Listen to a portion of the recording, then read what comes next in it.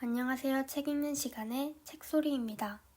오늘 읽을 책은 너는 나에게 상처를 줄 수 없다. 지은이 베르벨 바르데츠키, 출판사 워킹트리, 낭독 차칼입니다. 상처로부터 나를 지켜줄 사람은 나 자신뿐이다.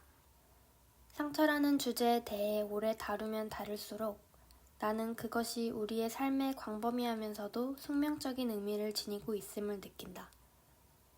원하든 원하지 않든 의식적이든 무의식적이든 간에 우리는 다른 사람들에게 상처를 주고 또 우리 자신도 매번 상처를 입는다. 마음의 상처를 받는다는 것은 많은 사람들이 보고 있는 가운데 느닷없이 따귀를 맞는 것이나 다름없다. 신체적 아픔보다는 모욕감과 수치심에 자존심이 무너져 내리고 자신이 잘못한 것도 아닌데 고개를 들지 못한다. 그때 상처받은 사람들은 대개 두 가지 반응을 보인다.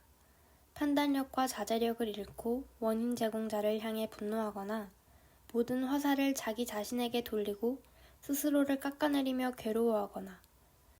그러나 분노든 자책이든 항상 더 많이 다치는 쪽은 우리 자신이다. 사람과 사람 사이에서 일어나는 마음의 상처는 대부분 마음 상함에서 비롯된다. 마음 상함이란 어떤 말이나 행동 때문에 자존감의 상처를 받았다고 느끼는 것을 말한다.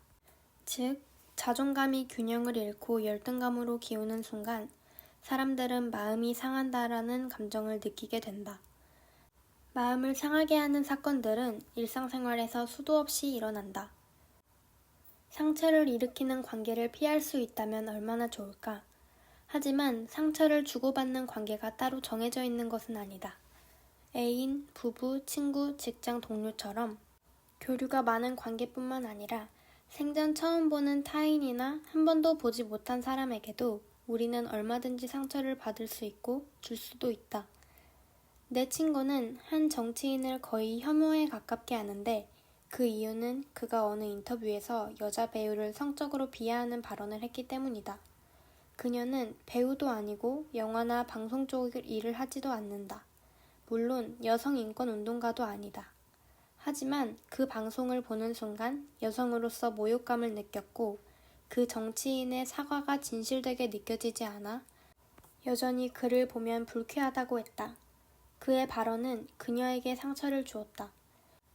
그 정치인과 그녀는 한 번도 만난 적이 없는데 말이다. 자기 자신을 향해 화살을 쏘지 마라. 불교에는 두 번째 화살에 맞지 말라는 말이 있다. 다른 사람이 준 상처에 죄책감과 분노를 얹어 더 큰 상처를 받지 말라는 뜻이다. 첫 번째 화살을 피할 수 있는 사람은 없다. 다른 사람이 어떤 말을 하고 어떤 행동을 할지 누가 예측할 수 있겠는가. 그러나 자신을 깎아내리고 엉뚱한 사람에게 분풀이를 하며 또 다른 상처를 만드는 것은 마음먹기에 따라 얼마든지 피할 수 있다. 이것은 또 다른 나에게 보내는 조언이기도 하다. 또 다른 나는 우리의 마음 깊은 곳에 살고 있는 상처받은 어린 아이다. 이 아이는 생애 첫 2년 동안 부모로부터 진심 어린 사랑과 따뜻한 스킨십을 받지 못했거나 중요한 사람을 잃거나 믿었던 사람에게 배신당한 경험 때문에 마음의 문을 닫고 세상 밖으로 나오길 꺼려하는 그림자 같은 존재다. 세상과 사람에 대한 기본적인 신뢰감을 쌓지 못한 채 성장하여 조금만 기분이 상해도 쉽게 상처받고 자존심이 깎였다고 생각한다. 평상시에는 당당하고 자신감 있는 모습 뒤에 숨어 얼굴을 드러내지 않지만 과거의 상처를 떠올리게 하는 일과 맞닥뜨리면 용수철처럼 튀어나와 신경을 곤두세우고 방어태세를 갖춘다. 네가 상처를 준다면 나도 똑같이 복수해줄 것이다 라는 경계의 메시지를 보내면서 또 다른 나는 누군가가 감히 상처를 주는 방식으로 자신을 다루려 한다는 것에 격분한다. 이때 적당한 분노 조절이란 있을 수 없다. 마음의 상처를 가진 사람들이 같은 상처를 2번 받았을 때 느끼는 모욕감과 아픔은 평상시 그의 모습을 상상할 수 없을 만큼 격렬하다. 그러나 내가 받은 상처만큼 상대를 아프게 한다고 해서 고통이 사라지는 것은 아니다. 눈에는 눈, 이에는 이식의 공격으로는 자신의 가치가 땅으로 떨어진 것만 같은 모멸감과 굴욕감에서 벗어날 수도 없고 속수무책의 곤혹스런 상황을 바꿀 수도 없다. 우리에게 모욕감이나 열등감을 안겨주었던 사람을 한번 떠올려보자. 창피함과 수치심 때문에 그 사람을 태어날 때부터 나쁜 놈으로 만들고 모든 책임과 잘못을 떠넘기며 발악하듯 욕한다. 자신이 누군가로부터 모욕을 당했다는 사실을 인정하는 게 너무 괴롭기 때문에 그를 경멸하고 깔아뭉갰으로써 있는 힘껏 상처를 거부하려고 하는 것이다. 그런데 그렇게 되면 상처만 거부하는 게 아니다. 그 사람과 다시 평화롭게 지낼 수 있는 기회도 걷어차버리게 된다. 일단 상대를 미워하기 시작하면 그가 옳은 말을 해도 반대 의견을 내고 싶어 입이 근질거리고 그가 선한 행동을 하면 가식적이라고 깎아내린다. 또 누가 그 사람을 칭찬하면 이유 없이 화가 나고 그가 하는 일이 잘 풀리면 그를 이기고 말겠다는 욕망과 질투에 마음이 들끓는다. 다시 말해 그 사람이 정말 견딜 수 없을 정도로 미워지는 것이다. 그러나 그러면 그럴수록 더 큰 상처를 입게 되는 사람은 그 사람이 아니라 우리 자신이다. 때로 받은 상처가 너무 클 때는 또 다른 나가 아무런 저항도 하지 않고 숨어버리는 경우도 있다. 어린 시절 감당할 수 없는 충격적인 상황에서 상처를 들여다볼 엄두도 내지 못하고 두려움과 절망의 늪에 빠져버렸던 사람은 비슷한 상처 앞에서 똑같이 움츠러든다. 그들은 쉽게 우울증에 걸리고 자신은 능력도 없고 사랑받을 수 없는 존재라며 스스로를 비하한다. 그래서 세상이 정해주는 기준에 무조건 순응하거나 세상과의 연결고리를 아예 끊어버리는 극단적인 선택을 하기도 하고 상처를 주는 사람의 비위를 맞추려고 하는 어리석은 행동을 할 때도 있다. 그러나 상처가 두려워 아무런 저항도 하지 않고 뒤로 물러나거나 스스로를 열등하다고 깎아내리는 것은 자신을 비참하게 만들 뿐이다. 골방에 처박혀 자기 연민에 빠지는 것 말고는 아무 일도 하지 않는다면 변화시킬 수 있는 것은 아무것도 없다. 나를 사랑하라. 그러면 인생도 당신을 사랑하리라. 우리가 마음의 상처를 두려워하는 이유는 그것이 우리의 자존감을 공격하고 약화시키기 때문이다. 우리의 몸에 작은 생채기 하나 남길 뿐이라면 뭐가 무섭겠는가. 얼마 지나지 않아 딱지가 않고 나을 것을 아는데. 하지만 자존감을 건드리는 마음의 상처는 그렇지 않다. 상처는 자존감을 악화시키고 회의에 빠지게 하고 정체성 혼란과 불안을 느끼게 한다. 그래서 잠깐만 방치해도 엄청나게 덧나고 치료한 다음에도 진한 흉터를 남긴다. 자존감이란 자신이 사랑받을 가치가 있는 소중한 존재이고 열심히 노력하면 꿈을 이룰 수 있는 잠재력이 있는 사람이라고 믿는 마음이다. 1등이 아니어도 빼어난 외모를 갖추지 못했어도 있는 그대로의 자신을 사랑하고 긍정할 수 있다면 건강한 자존감을 가졌다고 말할 수 있다. 도스토예프스키는 카라마조프 가의 형제들에서 즐거운 추억이 많은 아이는 삶이 끝나는 날까지 안전할 것이라고 말했다. 그 말을 뒷받침하기라도 하듯 심리학자들은 3살에서 6살 사이가 자존감 형성의 가장 중요한 시기라고 입을 모은다. 사실 이 시기는 자존감뿐만 아니라 신체, 성격, 지능이 모두 눈부시게 발달하는 시기다. 이때 부모로부터 충분한 사랑을 받고 안정적인 애착관계를 유지한 아이는 몸과 마음이 튼튼하고 자신감 있고 긍정적인 사람으로 성장할 가능성이 높다. 그러나 충분한 사랑을 받지 못했거나 방치당한 아이는 우울하고 자기 자신에게 만족할 줄 모르는 사람이 되기 쉽다. 상처받은 사람들을 치료하면서 나는 심리학자들의 이런 관점을 더욱 생생하게 체험할 수 있었다.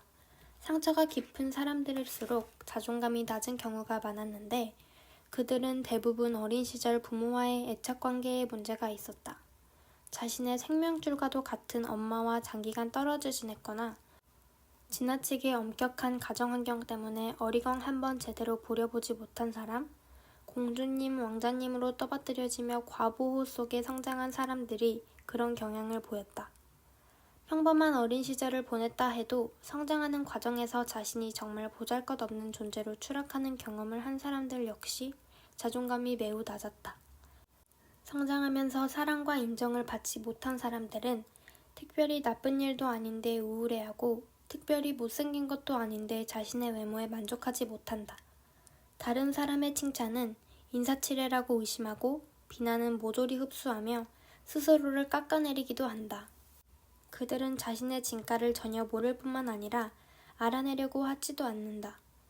그저 현재의 나와 다른 나, 완벽하고 이상적인 거짓 자아를 만들어 그 뒤에 숨어버린다. 더 이상 자신을 탓하지 마라. 일이 뜻대로 되지 않을 때 우리는 책임을 지을 상대를 찾아 나선다. 길에서 넘어진 사람이 일어나자마자 발 밑을 훑으며 돌부리부터 찾듯이 이를 망친 원인을 찾아내기 위해 촉각을 곤두세운다. 그런데 유독 활시위를 자기 자신에게로 돌리는 사람들이 있다. 주위에서 일어나는 모든 일들을 자신과 연관시키며 자책하고 괴로워하는 사람들, 전혀 상관없는 일이나 오히려 상대방에게 화를 내야 하는 상황에서도 모든 화살을 스스로에게 돌리고 고통받기를 자처하는 내 탓의 달인들 말이다. 그들은 마치 온 세상이 자기 중심으로 돌아가고 있는 것처럼 행동한다. 상대방의 기분이 가라앉거나 좋아지는 것, 퉁명스러운 어조나 태도, 돌연한 행동의 변화가 자신의 행동에서 비롯된다고 생각하는 것이다. 누군가 몸이 좋지 않아서 약속을 다음으로 미루자고 말하면 내 탓의 달인들은 그 말을 곧이곧대로 받아들이지 않는다. 그들은 상대방이 자신을 만나고 싶지 않아서 변명을 한 거라고 생각한다. 그래서 다음으로 미루자는 별로 만나고 싶지 않다는 뜻으로 받아들인다. 또 상대방의 말과 행동을 자신을 깎아내리는 것으로 연결짓고 어떤 의견을 내거나 농담을 던질 때도 자신이 기대한 만큼 사람들이 반응하지 않으면 심한 책임감을 느낀다. 그래서 어떻게든 주의를 집중시키고 분위기를 다시 띄우기 위해 노력한다. 그런 그칠 줄 모르는 자책과 노력이 분위기를 점점 부정적으로 만든다는 사실은 까맣게 모른다. 이런 행동의 뒤에는 인정받고 싶어하는 욕구와 완벽주의, 그리고 열등감이 숨어 있다. 특히 어린 시절 부모로부터 충분한 사랑을 받지 못했거나 거부당한 경험이 있는 사람들이라면 남들에게 인정받지 못한 것이 곧 나는 제대로 하는 일이 하나도 없어, 아무도 날 원하지 않아 라는 뜻이 된다. 이런 아픈 경험들은 우리의 마음속에 커다란 상처를 남긴다. 그들은 세상과 다른 사람들이 자신을 거부할 가능성이 있다는 것을 항상 머릿속에 떠올리며 산다. 그리고 이런 생각은 자신에 대한 회의, 불안, 그리고 불확실감으로 나타나 상처받기 쉬운 사람이 되게 한다. 다른 사람의 눈에서 자신의 모습을 찾지 마라. 100명 정도의 청중이 앉아있는 강당에서 강연을 한다고 가정해보자. 열등에 가득 차서 연설을 하는 당신의 눈에는 하품하는 사람들이 들어온다. 그때 당신은 내 강연이 지루한가 보군 이라고 해석할 수도 있고 저 사람이 어제 잠을 못 잤나? 라고 해석할 수도 있다. 만약 당신이 자기와 연결지어 강연이 지루하구나로 이해한다면 10중 8구 자신이 무시당했다고 느끼고 상처를 받을 것이다. 그리고 강연 내용에 문제가 있나? 내 말투가 너무 지루한가? 하는 생각들로 머릿속은 뒤죽박죽이 될 것이다. 강연의 주제와 목적은 희미해지고 그 대신 하품한 청중의 마음에 들기 위해 신경을 곤두세울 것이다. 이 와중에 눈치 없이 누군가가 두 번째 하품을 터뜨린다면 당신은 패닉에 빠져 말을 더듬거나 쓸데없는 농담을 하느라 정작 중요한 메시지를 전달하지 못할 수도 있다. 결국 청중 한 사람의 몸짓을 자신과 연결지어 부정적으로 받아들임으로써 당신은 자신감을 잃고 강연을 망치게 되는 것이다. 하품을 한 이유가 정말 지루해서일 수도 있다. 그리고 당신의 노력의 빛을 발해 그 사람이 마지막에는 고개를 끄덕이며 살짝 미소를 지어줄 수도 있다. 하지만 그로 인해 당신이 잃는 것이 훨씬 더 크다. 다른 사람의 기준에 자신을 억지로 끼워 맞추려다가 자기 기준을 잃어버리는 것이다. 연사는 강연이 끝날 때까지 사람들이 어떻게 느끼고 있는지를 걱정할 필요가 없다. 설득하는 힘은 상대방의 마음에 드는 말을 하는 것이 아니라 말하는 사람의 확신에서 나오기 때문이다. 연설하는 사람들이 청중의 머릿속을 헤매며 마음에 들기 위해 전전긍긍하는 것이 아니라 자신감을 갖고 자신의 이야기를 할 때 비로소 사람들의 마음을 움직일 수 있는 것이다. 하지만 우리는 종종 자기만의 잣대를 버려준 채 타인 혹은 사회에서 제시하는 모범을 무작정 쫓을 때가 많다. 그리고 외부의 기준에 미달된 느낌이 들면 자신을 책망하며 의기소침해지고 스스로를 깎아내리며 상처를 준다. 그러다 보면 부정적인 자기상이 굳어져서 뭔가 잘못을 저지를지도 모른다는 불안 때문에 모든 일에 자신감을 잃고 모든 일을 자기 잘못으로 생각하며 우울증에 빠지기도 한다. 사무실에 발을 들여놓았을 때 동료들의 대화가 끊기면 그들이 자신의 이야기를 하고 있던 것이라 추측하고 배우자나 애인의 기분이 좋지 않아도 자신의 책임이라고 느낀다. 주변에서 발생하는 모든 비판적인 신호들을 자신과 연관된 것으로 받아들이는 것이다. 이런 자책감이 심해지면 사람들이 칭찬을 해주어도 기뻐할 줄 모르고 성공을 해도 만족할 줄 모르게 된다. 좋은 것은 그저 행운이나 우연으로 받아들이고 온갖 부정적인 것들만 자신과 관련된 것으로 생각하는 것이다. 나 자신에게 무한한 관용을 베풀어라. 우리는 있는 모습 그대로를 사랑받을 권리가 있다. 학교에서 1등을 하지 않아도, 아름답지 않아도, 능력이 뛰어나지 않고 누구나 인정할 만큼 성공하지 못해도 충분히 사랑받을 자격이 있다. 불완전함은 해결해야 할 문제가 아니라 자연스러운 존재의 일부일 뿐이다. 그 사실을 받아들일 때 우리는 진정한 사랑을 주고받을 수 있다. 쉽게 상처받는 사람들은 일이 잘못되면 모든 책임을 혼자 짊어지려고 한다. 자신에 대한 회의와 불신, 불안으로 가득 차 있기 때문에 부정적인 것들을 블랙홀처럼 빨아들인다. 그리고 다른 사람의 시선과 표정, 말투, 의미 없는 몸짓들을 관찰하며 끊임없이 부정적인 해석을 덧붙인다. 사랑을 주지 못하는 사람은 사랑을 받을 수도 없듯이 스스로를 불신하는 사람은 다른 사람의 인정을 받을 수도 없다. 그러므로 자기 자신에게 무한한 관용을 베풀어라. 우리 자신은 충분히 그럴 만한 가치가 있는 존재다. 적어도 나에게 나라는 존재는 그럴 만한 가치가 있다. 그리고 다른 사람의 냉정한 눈빛을 마음에 새기고 가슴 아파하기보다는 스치듯 지나간 작은 미소일지라도 긍정적인 것을 기억하라. 다른 사람의 비판적인 시선과 거부가 정말 자신을 향한 것이었는지 직접 확인하기 전에는 절대 그것을 자신의 탓이라 지레짐작하고 무조건 수긍하지 말길 바란다. 그들의 부정적인 메시지에 대한 모든 책임이 당신에게 있는 것은 아니다. 당신은 죄인이 아니다. 그저 상처를 주는 상황에 속한 일부일 뿐, 전부가 아니다. 다른 사람들의 사랑스러운 면을 보기 위해 노력하고 자기 자신이 사랑스러운 모습을 보기 위해 더 많이 노력하라. 그렇게 자신과 화해한다면 우리는 상처를 거부할 수 있다.